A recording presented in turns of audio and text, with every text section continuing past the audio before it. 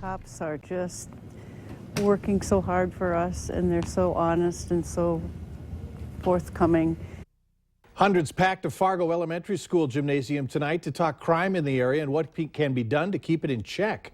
Good evening, everyone. Thanks for joining us. As you just heard, while some left with nothing but praise for the Fargo Police Department, others left with more questions than answers.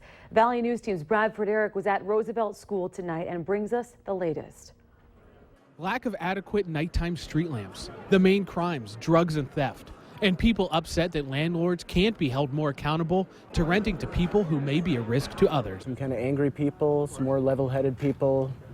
It's just nice that the police, Fargo mayor, are, making an effort, I guess, getting people together and, saying, we're here, we're trying to do stuff, what do you want us to do? Dustin Mohagan lives in the North Fargo area and said the meeting went about as well as anyone could have hoped.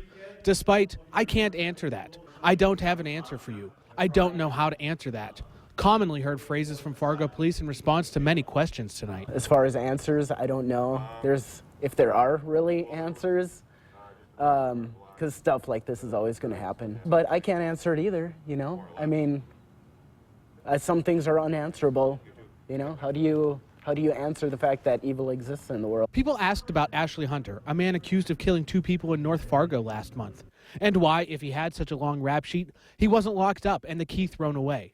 They asked about Ramon Martinez, the sex offender listed as homeless, and why police couldn't say where he's at more specifically. And most importantly, they want more involvement in their community from the police. The thing I came away with is one good idea is to put your porch light on all the time. Others, like Judy Wahlberg, who's lived in the neighborhood for 16 years, say she's just happy the police are there to keep her safe. Police say these types of meetings are to let the people know what they're doing, and in return to find out what changes need to be made. Bradford Eric, Valley News Live.